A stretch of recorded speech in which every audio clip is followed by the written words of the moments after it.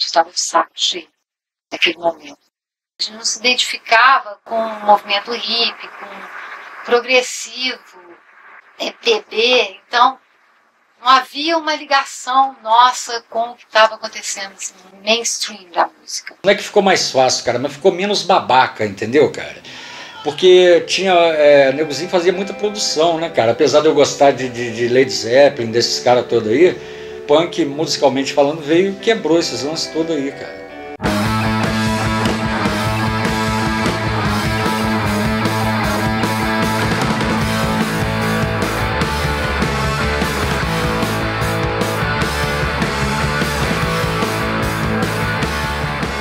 E aí, pronto, eu fui na loja rapidinho de disco para saber se eu consegui algum daqueles discos. Cheguei lá, a garota não tinha nenhum deles, mas na lista de encomenda de discos novos lançados tinha os Sex Pistols, um compacto. E eu pedi ela que encomendasse um para mim. Passados uns dias, o disco chegou, eu fui lá, peguei o disco, levei em casa. Quando eu vi aquela pauleira, porra, sabe? Era exatamente o que eu estava precisando. Foi um movimento de som e de moda. Porque o Malcolm McLaren, que era o empresário dos Sex Pistols, ele tinha uma boutique também. E acho que na época ele namorava Vivienne Westwood, que é uma estilista famosérrima. E ela, até hoje também, os desfiles dela têm essa influência punk. Eu sintonizei com aquilo, com aquelas ideias, né? Aquelas ideias anarquistas, com as roupas que as pessoas estavam nas fotos. Que o punk tinha algo mais que simplesmente uma banda ou outra, um grupo de banda de rock. Ele trazia com ele todo um conceito, trazia com ele toda uma coisa que tinha uma cara de movimento também. Tinha poetas, tinha caras que se envolviam com punk, tinha locais que viraram templos do rock por causa do movimento punk. Em final de 76 para 77, sem a gente saber de nada, a gente era punk na cidade. Assumidos mesmo, sem música, sem formação. Acredito que o punk surgiu em todo lugar do mundo ao mesmo tempo. Isso veio pelos ares, pelo astral, talvez pela revolta das cabeças e corações. Isso é que é o movimento punk, veio pela revolta. Quem trouxe esse movimento pra gente foi o próprio sistema que jogou em cima da gente. Eu tinha tido contato assim, com aquela literatura do Bivar na universidade quando estudava lá, e já tinha sacado também os Sex Pistols num programa que chamava Rock in Concert, que passava na Rede Globo, todo sábado, 2 horas, foi lá que eu vi os caras a primeira vez.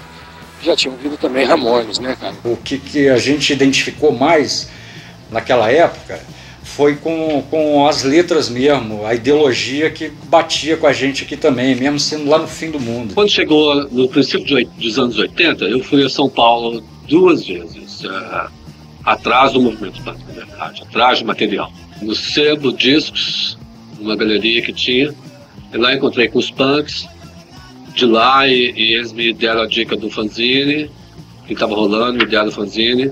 Primeira vez que eu vi o fanzine.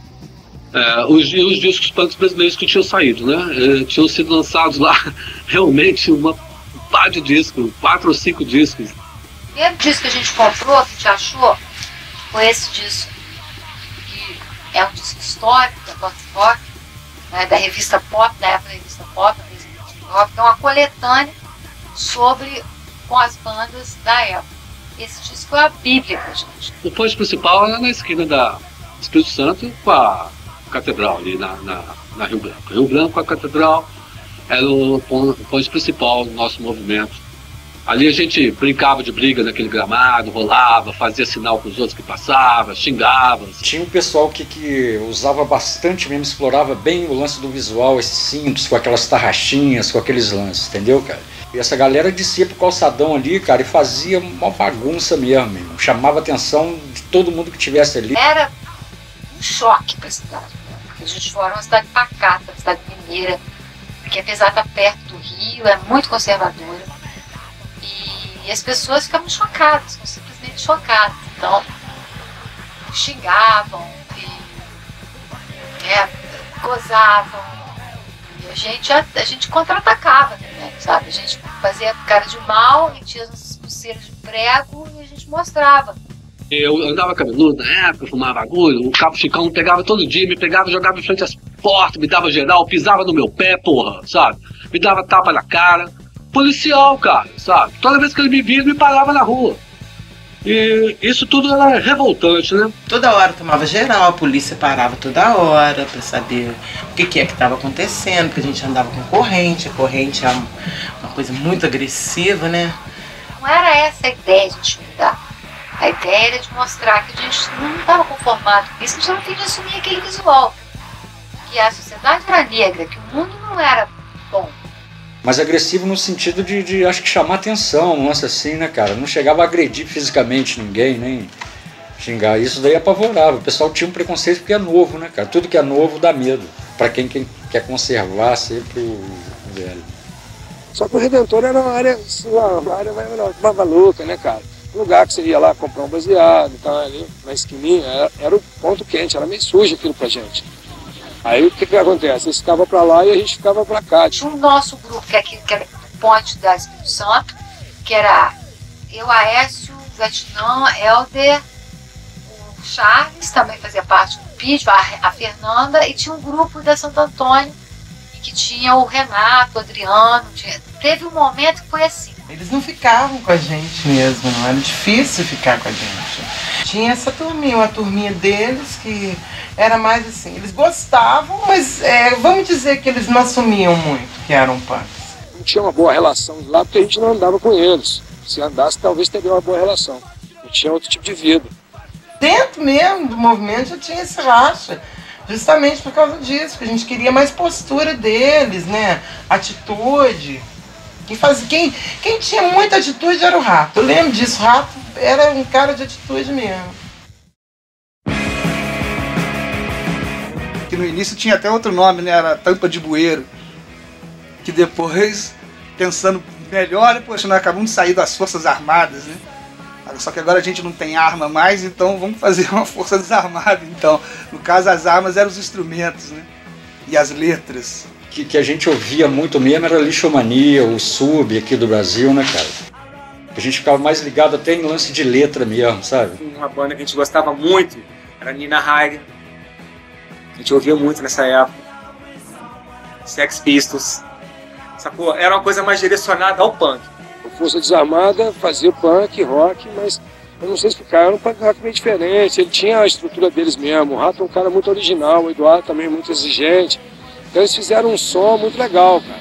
Baseado nesses sons que a gente ouvia do Rio de Janeiro, de São Paulo, era um estilo de som que não precisava também de muita técnica para você executar, né? Era uma guitarra, uma distorção, um contrabaixo e uma bateria. Né? Vocalista, quanto mais rouca a voz, acho que era melhor. Né? Cara, eu entrei na Força Desarmada, foi uma coisa assim, de supetão, foi surpresa, porque o Adriano que era o vocalista. E até aí então eu era espectador, eu não tinha, nunca no passado eu sou vocalista assim mesmo. Os ensaios eram uma baixela de lata. A bateria eram 2 tubos de sorvete daqui bom que vendia ali nas Triminas, na Santa Rita. Aí você tirava, deixava ali, pegava a pele de bicho, né, que vendia na musical e botava ali para fazer os bongô. A bateria era o grande empecilho, era a grande dificuldade. Arrumar uma bateria. Então tinha vezes que a gente tinha que ir, quem que tem uma bateria? E um gravadorzinho lá desses deck que tem entrada para 2 microfones, entrava guitarra de um lado, baixo do outro, voz no gogó e batera no ar. O cara ficava com um microfoninho desses fuleiros lá e só para poder, entendeu? Os instrumentos era quase que impossível a gente formar banda se não fosse a capacidade da gente executar e construir os próprios instrumentos, né? Porque ninguém tinha dinheiro na época para comprar contrabaixo e guitarra. Então aí nós resolvemos, né, começar a fazer os instrumentos pra gente mesmo poder tocar. Só que, por exemplo, os trastes eram fio de cobre, entendeu? Sabe fio de cobre, cara? O cara cortava o fio de cobre e punha lá, sabe? Nos trastes. Depois que veio saber comprar em São Paulo os trastezinhos que vendiam. Quando a gente puxava assim na escala, aqueles arames que não estavam muito bem limados ali, cortava dedo, ficava pingando sangue, né? Era tipo dar o sangue mesmo ali no negócio, né?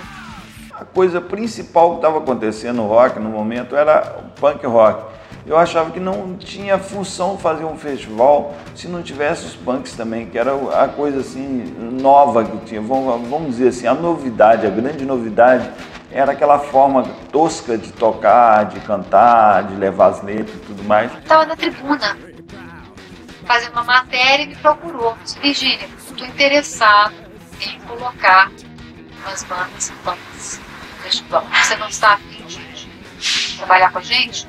Isso é mesmo? Então vamos lá. Então a gente fez contato com essas bandas de São Paulo. Não havia cachê para eles, porque o Petrillo quase que encaixou. Ele fez um esforço assim para dar um espaço. Ele queria dar um espaço. Ele não tinha dinheiro para pagar os punks, mas ele queria dar um espaço para a música punk. Ele achava aquilo muito importante, na verdade. Eu achava que aquilo ali seria assim um complemento, seria assim os novos filhos do rock, entendeu? Aquilo ali eram os filhos renegados do rock, vamos dizer assim, porque ninguém gostava muito de punk. Punk era anarquista, bagunceiro, fazia muita coisa errada na vista das pessoas, dos comportados. Então eu falei, poxa, esse pessoal aí é o pessoal que está acontecendo hoje, que a nova geração do rock é essa daí. A gente tem que segurar essa onda, não tem essa só de ficar gerado no carro, de Raul Seixas, não sei o que, e botar os punks, porque os punks representam a novidade no rock. Naquele momento representava coisa nova no rock. Quando teve o festival Tudo de Fora, a gente ia com o espectador, a gente nem imaginava tocar. Quando foi uma semana, não chegou nem uma semana, uns 5 dias antes, o Renato chegou para mim e falou assim, cara, eu acho que vai ter uma brecha pra gente no final de todas, eu acho que a gente vai ter um lance. Eu falei, que isso, cara, é mesmo? A gente vai conseguir. Porra, isso com pouco tempo de banda, sacou? O Renato, não, acho que vai dar final, depois que tocar a galera toda, de repente a gente vai poder. Depois que conseguimos construir a guitarra, o baixo, esse lance de fazer som, a gente estava meio vislumbrado com isso também, entendeu, cara? O Festival do Petrillo é que acelerou mesmo e firmou, entendeu? Concretizou o cenário punk musical. Essa apresentação, ela foi assim, foi a primeira da banda, né? E a gente até o último segundo, a gente não sabia se ia tocar ou não. A gente sabia que tinha, se não me engano, a Virgínia tinha conseguido conversado com não sei quem que ia ver se dava pra gente tocar, e a gente já pronto, no dia do festival, já todo arrumado, esperando. Vamos tocar, não vamos, vamos tocar, não vamos não, vamos, não vamos.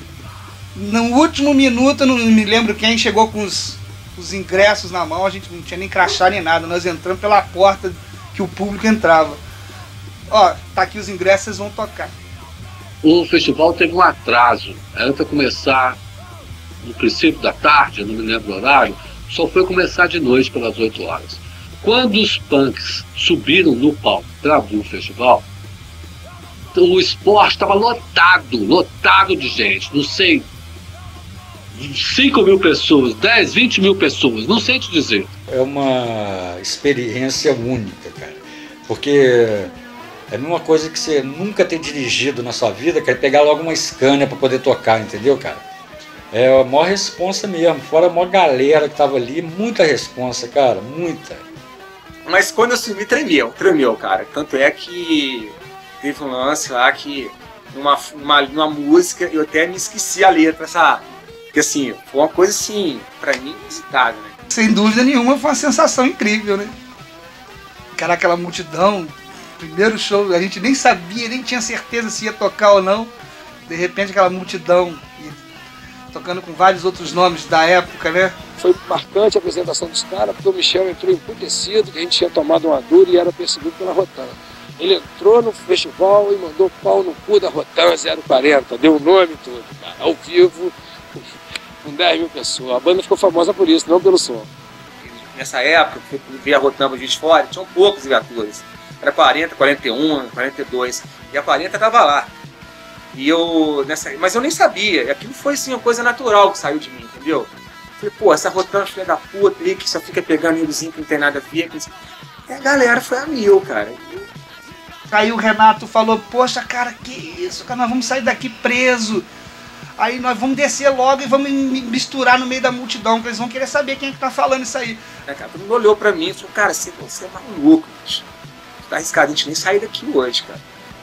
Todas as pessoas que não eram os punks tinham assim, um certo preconceito ao punk, porque achavam que o punk era muito tosco, e queria ouvir Raul Seixas, queria ouvir as bandas mais elaboradas, aparentemente mais elaboradas, e acabava tendo assim, um problema com os punks, entendeu? Achando que o punk era uma anarquia mesmo, entendeu? Aquela coisa assim, ninguém que não tem nada que fazer, pega uma guitarra, entra numa de tocar, mas não sabe tocar nada, entendeu? As pessoas que se sintonizaram, né, que vibraram, que fizeram aquela catarse, aquilo deu pano para manga, deu muito o que falar. No dia seguinte, toda a culpa foi dos punks. Tudo que aconteceu de errado naquele festival, a grama que estragou, alguma coisa que quebrou, o banheiro que não funcionou, foram os punks. Então a gente ficou de bode expiatório de todos os problemas que ocorreram. Houveram várias fogueirinhas no campo, no estádio, dentro do campo mesmo de futebol.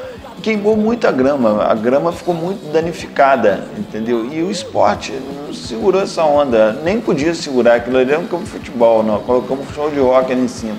Então deu um problema sério, porque o presidente do esporte, seu Caputo, foi demitido, foi embora, teve que ir embora, porque não aguentou a pressão da cidade, de todos os associados e tudo mais, então... Eu acho que durante anos eles não quiseram fazer nada, porque falaram que os punks destruíram o gramado do esporte, do campo de futebol. Destruíram tudo, entendeu? E ficou com essa culpa. As fogueiras, elas aconteceram em várias partes do campo, não foi só onde os punks estavam, então aquilo ali foi uma coisa generalizada. A noite era fria, noite de agosto, fria. Então, as pessoas sentiam necessidade de um calorzinho e faziam uma fogueirinha aqui, uma fogueirinha ali, e foi isso que aconteceu, mas não foi os punks que colocaram fogo no estádio. Jamais fomos um grupo de violência.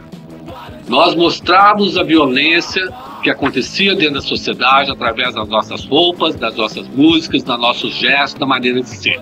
Mas nós não éramos violentos. A mídia que nos colocou assim, sempre via como um grupo violento. E qualquer coisinha que acontecia em São Paulo, punk, papapá, o punk, papapá. E o cinema, a mídia de Los Angeles também, punk. O punk vendia naquela época. O punk era novidade. Tudo que era punk era ligado à destruição e vendia imagem, vendia... O punk virou bode expiatório de tudo que acontecia em Juiz de Fora. O punk saiu dali e foi para as ruas de Juiz de Fora. Teve um cara que foi atropelado por um fusquinha e deu um bafafá danado, saiu em jornal, enfim. O punk mostrou sua cara, mostrou que era uma coisa meio às avessas daquela coisa comportada que se esperava do rock. Ainda não se esperava do rock, o rock sempre teve um visual meio marginal e tudo. Mas naquele momento, o que eu estava levando lá, essa parte mais new wave, vamos dizer assim, era mais comportado, perto do que eram os punks. A importância desse festival no nosso movimento punk é que esse dia marcou para mim e para toda a cidade, pois o movimento da cidade recebeu um impulso incrível e novos adeptos do subúrbio que começaram a frequentar o centro da cidade. E também a participação dos artistas, dos jornalistas, simpatizantes que o punk conseguiu depois do festival. Muitas pessoas nos procuraram depois disso. Eu quero fazer parte. E aí, o que é isso? Que legal, me dá um disco. Pode gravar para mim? Então, assim, já vindo com visual, uma jaquetinha preta, pessoal da periferia. Interessante aí que foi isso. Primeira formação, Lupídio, eu, Renato e o Eduardo. Aí depois vem pra cá, já perto do Rock de Fora, eu saí de vocal e o Lupídio saiu da batera, entrou o Binho e entrou o Michel e eu formei o Patrulha. com o Nando, com o Toninho, que é o mais afinizado para punk rock, né? E ele estava mais afinizado já para uma coisa que nem existia ainda, que era o hardcore. A gente fazia um hardcore mais melódico e eles uns load fest, né? Bem batidão, né? A gente já começou a pensar em outro estilo de música, entendeu, cara? Eu mesmo já comecei a querer um outro tipo de som, que na época tinha o punk rock, né? A gente começou a ter acesso já ao hardcore, que era um som mais pesado, né, cara? E tinha mais a ver, não por ser mais acelerado, mais barulhento, mais lento, tinha a ver mais com o que a gente queria falar, entendeu, cara? Eu vi que não era aquele tipo de som também que eu tava querendo fazer, aí eu falei com o Renato, Renato, eu tô fora, se vocês quiserem aí, vocês podem continuar. Nem lembro se o Renato ainda teve alguma outra formação logo depois de mim, mas eu acho que não. Aquela foi a última mesmo da Força Desarmada, né? O Renato não, depois montou outra banda aí, o IDR, e prosseguiu durante um bom tempo. Eu não fiquei muito tempo. Porque depois aí veio a vida, tive que casar, comecei a trabalhar. Então mudou, eu mudei, eu saí, sabe, o caminho, eu dei saí, não dava. Primeiro que eu precisava ganhar dinheiro, né, cara? E a banda não me dava dinheiro. A gente ia tocar fora, a gente não ganhava nada, nem passagem de ônibus. Era tudo por nossa conta, cara. Então, assim, eu precisava ganhar, precisava trabalhar. O Patrulha já tinha uma influência mais de Ramones, que é uma parte mais balanço, né? Que não deixa de ser importante, porque o Ramones foi a grande banda de punk, né? Quando o primeiro show deles no CCBG, todos os punks que mais tarde formaram bandas estavam ali assistindo. Mas o movimento estava estabelecido, 2 bandas tocando, em 83, e um fanzine, os berros pegando fogo na cidade aí. Aos berros tinha um significado duplo de aos berros, né? De pá, pá, pá, pá, e também de pá! O punk tem essa coisa, né, do visual muito forte, de passar uma mensagem. Então acho que o fanzine era um veículo bacana para fazer isso. O que a gente queria era passar ideia, passar informação, né? Porque às vezes tentava, as pessoas, nossos amigos perguntavam, e essa banda? Não, já senti, eu vou falar que essa banda é da Finlândia. Então, assim, o fanzine é uma forma de se explicar também, explicar as informações, né? Internacionais e nacionais.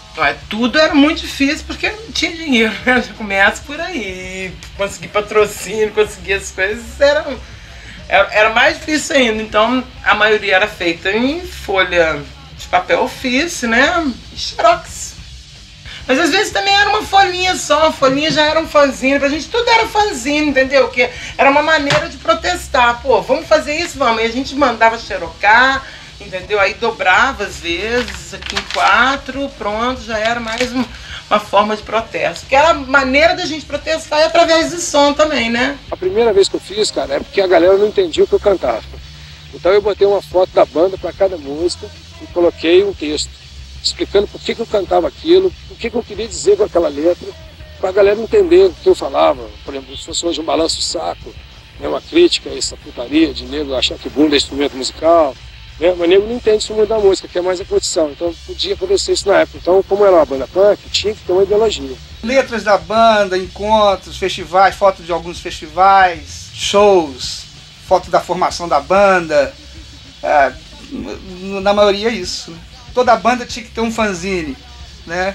Aí a gente achou legal fazer um fanzine da Força Desarmada também, mas foram poucas edições também, uns 2 ou 3 no máximo que eu me lembro.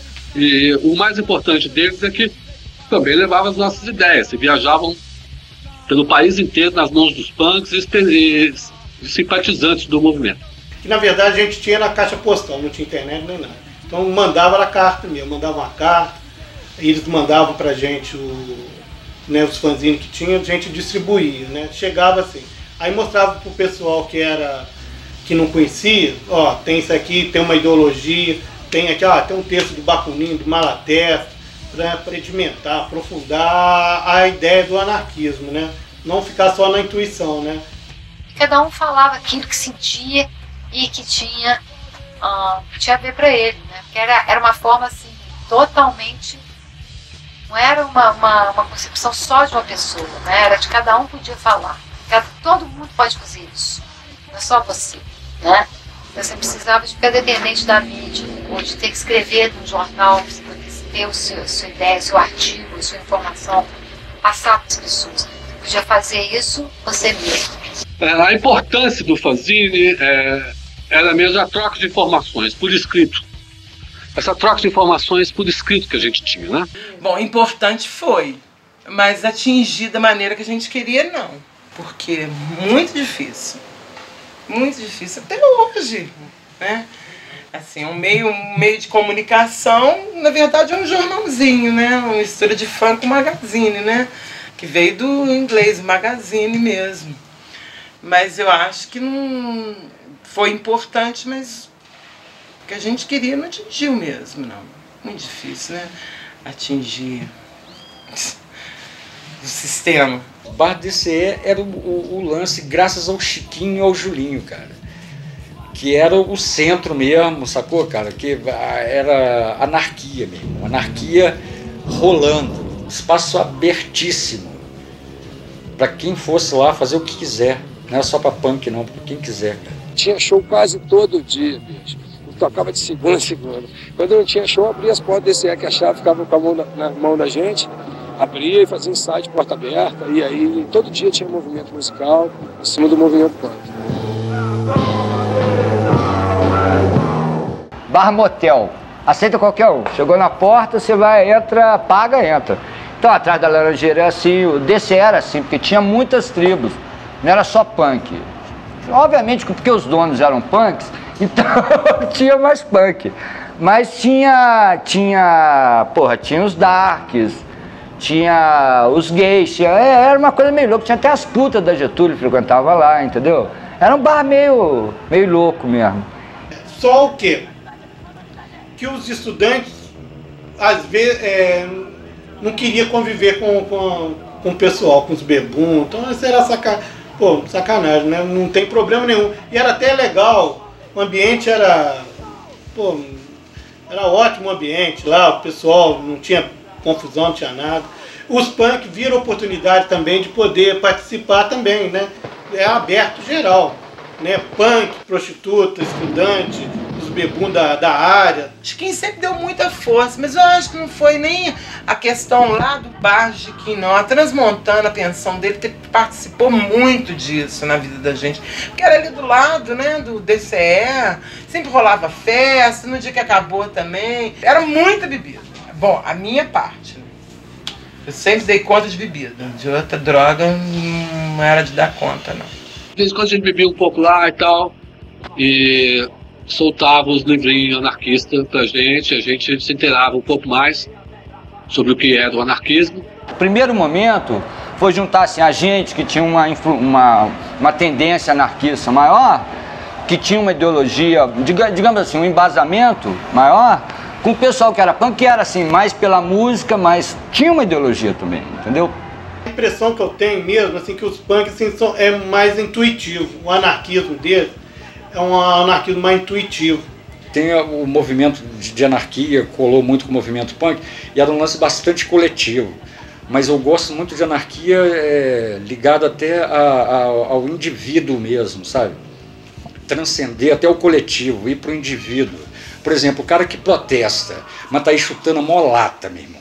Não tem, sacou? Nada, ele ainda é vítima, cara. Que a gente sempre protestou, nunca reclamou, entendeu, cara? Tinha uma coisa muito forte enraizada na sociedade de, não, pra lutar contra a ditadura você tem que ser comunista. Se você não for comunista, você é pequeno burguês, entendeu? Você tá a favor da ditadura. Pra gente fazer uma reunião anarquista dava 10, 20. Quando tinha um show punk era 200, 300 pra gente que tinha pouca respaldo, era uma coisa do caralho. Começamos a fazer show punk anarquista, nego de opa, não vamos mexer com esses caras não, que esses caras dão porrada, que esses caras são foda, roda corrente, não sei o quê. Aí começam todas essas confusões, igual anarquia com bagunça, um visual agressivo com ser agressivo. Só que as pessoas confundem a estética, uma ideia, uma ideologia com coisa mais agressiva, mais de combate, e que esse combate vai ser corpo a corpo, vai ser violento. Uma falta de entendimento aí, eu acho, né? O Aécio foi para os Estados Unidos em 84, março de 84, e aí chegou lá, acesso a todo os discos importados, tudo aquilo que a gente queria, e aí ele começou a mandar discos desde então. E a gente consumia isso e passava para frente, começou a fazer festas, né? Mas aí já não era só movimento punk, né? Era punk e underground, música nova, né? O que estava rolando na época de mais vanguarda. E ele fez uma treta com o Helder, que é o seguinte: ô Helder, não, eu vou pra lá, vou ganhar dinheiro, mas eu vou comprar muito disco e vou ficar mandando pra você. E você vai juntando os discos, nossos discos. Então na casa do Helder tinha assim, prateleiras de discos. Antes de eu emigrar aqui para os Estados Unidos, eu deixei minha coleção com ele e falei com ele, ó, vou comprar tudo que tiver lá nas minhas mãos e mando para você aqui. E fui comprando muito disco. Quando eu cheguei aqui, meu salário, minha grana toda, disco, colocava no correio, despachava com pessoas que iam para o Brasil e dava grana para o cara do Brasil despachar dentro do Brasil. E aquilo foi enfiando disco lá pro Helder e ficamos com uma coleção bem grande. Ele ficou responsável de comprar os discos, as edições nacionais, ele comprou muitos. E aí começou a mandar muitos discos, que já foi unido àquela discoteca que já existia do Aécio e do Helder. Tinha alguns discos meus, mas era basicamente a coleção era dos dois. Eu fiquei mais como assim, uma divulgadora dos discos. Fazia uns eventos, a gente começou a fazer eventos onde podia. Eles que aplicaram, por exemplo, todo mundo, com fitinha, aquelas coisas da coisa de fita do punk, eles que começaram com essa coisa que a gente chora, de, vou gravar pra você. Aí eles que municiavam a gente com as fitas. O Helder colocava um som, fazia apresentava a música nova que estava acontecendo na Europa, nos Estados Unidos. O Helder era o cara que tinha os sons de fora era o Helder. E só se queria um som novo, você pensava, aparecia na imprensa, assim, nas revistas de música, nos jornais de música da época. Estão lançando esse som no Brasil. O Helder já tinha muito tempo, porque o cara já tinha mandado para ele de Nova York. Muita coisa o Aécio, quer saber? Muita coisa o Aécio mandou de presente pra gente, o Helder guardava pra ele, não mandava pra gente, não dava pra gente. Bota, teve até briga também por causa disso. Era muito material quando o Aécio foi embora pros Estados Unidos e ficou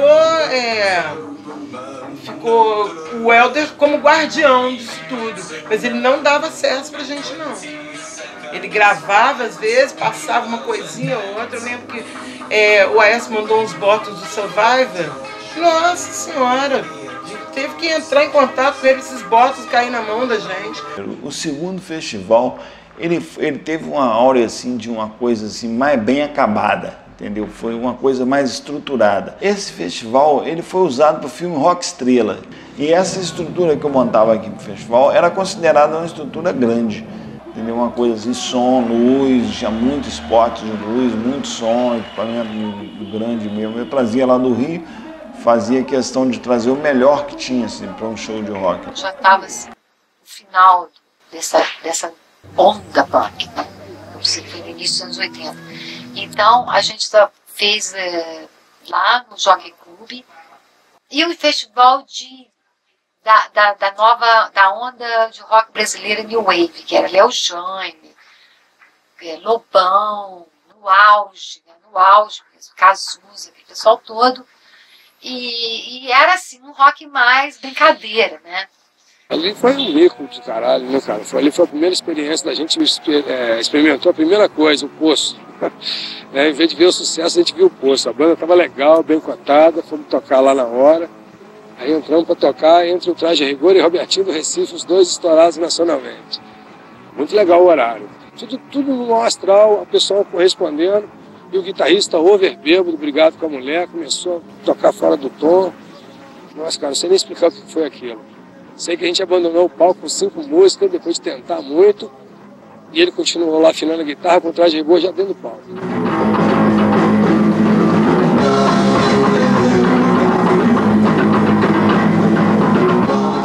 Para você lembrar do detalhe, mas eu lembro do Patrulha. Foi uma banda que foi relativamente bem aceita no festival.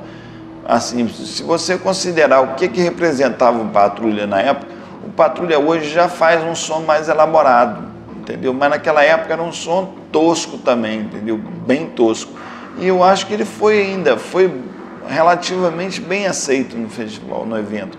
Ninguém não chegou a jogar pedra neles. entendeu? Só isso aí já é um grande ganho. E a gente colocou uma banda punk, que era a banda nossa aqui de Juiz de Fora, que chamava Inimigos do Ritmo, que era o Renato, o Vietnã e o Charles da bateria.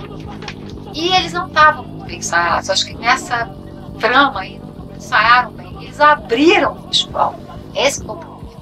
Nós estamos tocando num festival, cara, que ó, pela a dimensão dele, tinha que ter um cara lá na mesa, lá na frente, entendeu? Tinha que ter um apoio técnico. E não teve, né, cara? Então, por exemplo, quem estava lá na frente não estava ouvindo nada, porque o negozinho limou o som todo. O EDR não tinha uma estrutura de banda suficiente para estar num evento daquele, mas eu coloquei o EDR lá, entendeu? Mas ele entrou e acabou entrando pelo cano, porque ninguém deu porrada no EDR mesmo, entendeu? Acho que jogaram coisa no palco. E, gente, eles levaram muita fruta, tipo tomate, assim, jogado da plateia, e ovo e tudo, e foi super vaiado. Foi um maior conflito mesmo, cara. Maior conflito, eu tomei uma buchada assim na cara, mó lance, o nego jogou pedra pra caralho. Eu fiz uma prova na faculdade falando uma prova em História da Arte falando de harmonia. E eu citei o IDR falando da harmonia da desarmonia. E eu tirei 10 na prova. Mal ensaiado. Mas a verdade era essa. Então eles entraram em palcas sem essa estrutura de banda, né? Pra chegar e mandar ver. Então aquele público que foi lá pra ver um rock brasileiro mais suave, eles reagiram muito mal e jogaram o ovo, pedra que tinha na mão, eles jogaram em cima deles. Mas os meninos tocaram até o final.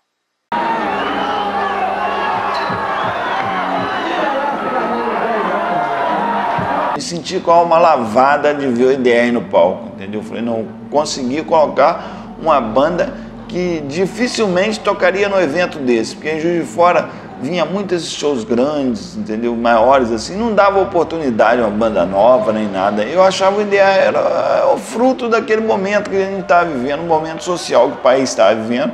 Eu achava importante o EDR estar nessa, entendeu? Acontecer de uma forma ou de outra, era uma banda que estava ali, estava fazendo o trabalho deles. A maioria das bandas que estavam se apresentando eram bandas grandes mesmo, já estabelecidas e tal. E eles com aquele som totalmente louco, né? Aquela bateria típica do Vietnã.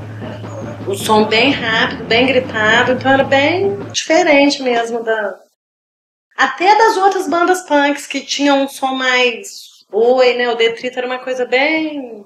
um punk bem que dá pra você entender a letra legal.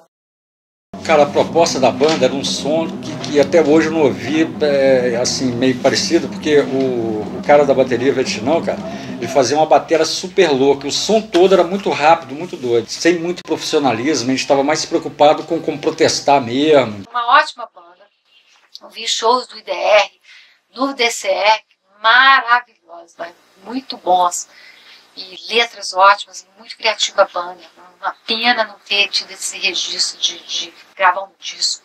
O primeiro disco pra gente foi importante. O pai da Maria morreu, deixou uma herança. Ela pegou, gostava muito da gente, resolveu tirar a gente da paupéria, o que não aconteceu, mas fez o disco. Aí nós abrimos um selo, começamos a gravar umas bandas para ajudar também, né? A união faz a força. Aí pintou o patrocínio da Coca-Cola pra gente fazer um segundo disco. Aí o pai do William entrou com uma grana, a Coca-Cola com outra, e a gente fez um disco que faltou uma música para fechar. E nessa hora de fechar, eu tinha saído com umas vagabundas de noite lá pro K2, tomar umas lá, né, tava curtindo a noite lá. Aí fiquei dançando com as piranhas até de manhã cedo, tocando sertanejo. E nego me gozando com punk, dançando sertanejo, tocando que pensa em mim direto. Acordei com aquela porra na cabeça, rapaz. Viajei para gravar, cheguei lá, vou fazer uma versão paulada disso aqui. Aí fiz uma versão rock, o Fluminense detonou, aí bom. Aí rolou. Patrulha 666!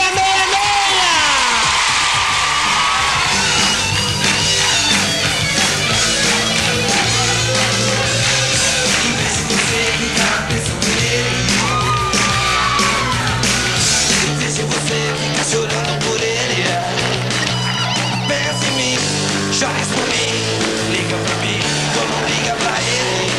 Pra ele, não chora por...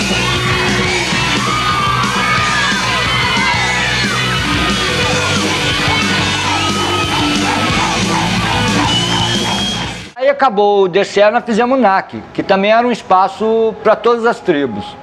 só que um espaço mais elaborado. Aí a gente falou, porra, legal essa coisa de ter muita gente, de atingir todas as tribos, então vamos fazer um espaço mais elaborado, com televisões para passar filme e coisa e tal, fazer uma pista de dança, vamos negociar isso com o DCR, fazer uma pista de dança e fazer show, fazer uma coisa bem feita mesmo para aqui, para o DCR. NAC, por que NAC, né? Núcleo de Ação Cultural. Por que uma sigla, né? Você, vamos pôr uma sigla. Em vez de colocar um nome qualquer, um nome de alguma coisa que faz alguma referência, né? Você põe uma sigla que não vai ter referência nenhuma, as pessoas vão ficar buscando alguma coisa. Então você põe NAC. NAC não é nada, né? NAC. Pede construtivismo, né? Vai indo, né? Você vai construindo. Nós fizemos uma puta pista de dança e o Helder fez uma estrutura enorme para fazer discotecagem. Então era maravilhoso, cara. O cara tinha tudo. O que o Helder fez lá? Fez uma espécie de uma discoteca, não sei outro nome, né? Assim, são mais antigas mesmo. Montou um andaime, cercou tudo de madeira, ficou no segundo andar do andaime, colocou a aparelhagem de som dele lá em cima, aparelhagem, né, caixa de som, e mandava lá, subia na escadinha, ele ficava sozinho lá em cima, né, ninguém ficava perturbando, e ele só discotecando mesmo, né, fazendo lá o DJ, né? Acho que na época nem tinha DJ, tá? O senhor foi em 86, tudo com esses discos, divulgando esses discos. A ideia sempre foi de colocar esse som para as pessoas curtirem, passar para frente. Fizemos esse bar, que foi muito legal para a cidade, e foi um bar junto com o Chico e a Maninha, irmã dele, e a Márcia, a mulher dele, no bar, e a gente no espaço de som. O NAC também continuou com as propostas mais cultural até, né? Ficou com uma visão assim, mais cultural, mas virou mais um bar mesmo, né? Com um sonzinho. Aí nesse momento entrou mais gente, entrou um pessoal, aí eu acabei saindo fora. É piração, porque nessa época também a gente já começou a pirar, todo mundo já tinha, era uma questão de traição, a gente achou que o NAC era um bar muito careta para ser punk, entendeu? Porque aí foi o Chiquinho, foi o Helder, foi a Virgínia, a gente achou que não tinha nada a ver com a proposta punk. Eles queriam cobrar da gente entrar, a gente achava um montão de coisas absurdas, né?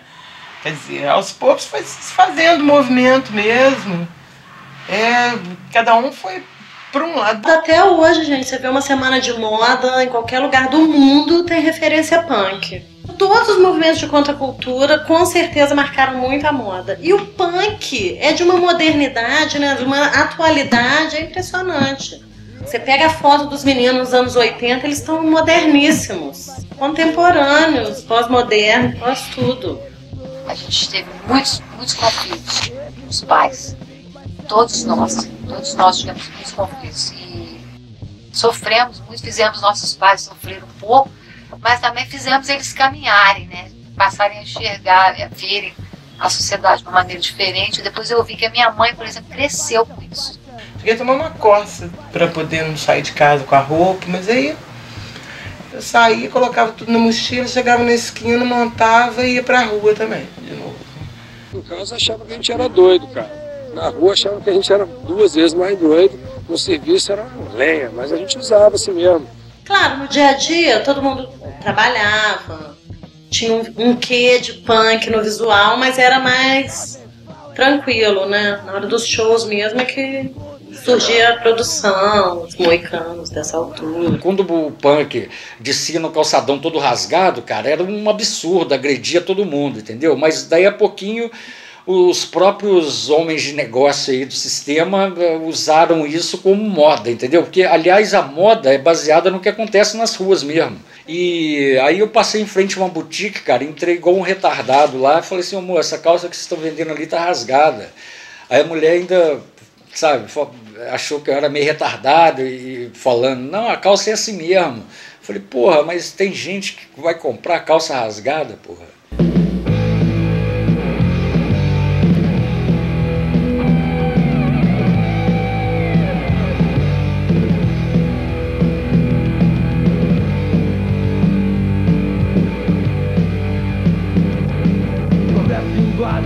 Nossas vidas, traz consigo que a fita, mas a pobreza não subornou. bem. Alguns se aventuram a falar de amor, mas não se tem decência. É um mundo cão. Violejar nas cidades, será que vamos sobreviver? Violejar nas cidades, será que vamos?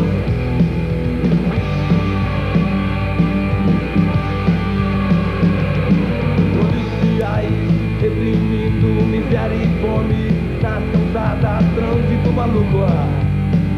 Pessoas inocentes pagando por poucos, já não tem mais nenhuma ambição. É o capitalismo, é a civilização.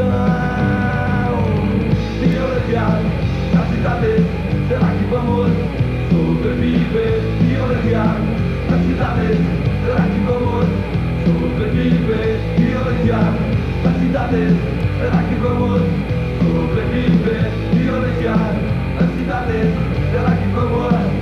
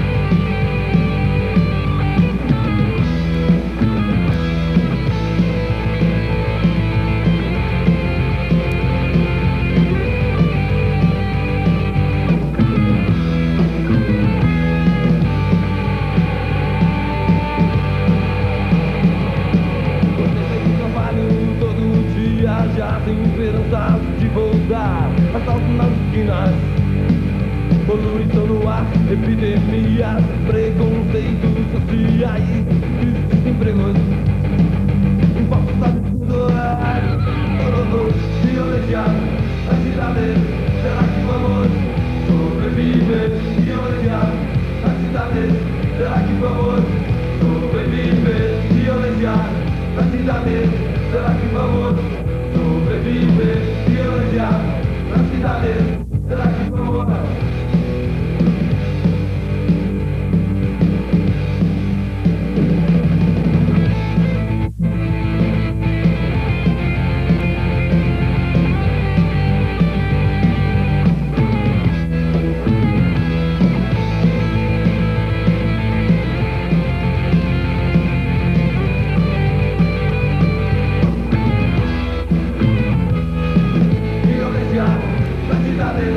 Será que vamos sobreviver? Violejar nas cidades, será que vamos sobreviver? Violejar nas cidades, será que vamos sobreviver? Violejar nas cidades, será que vamos?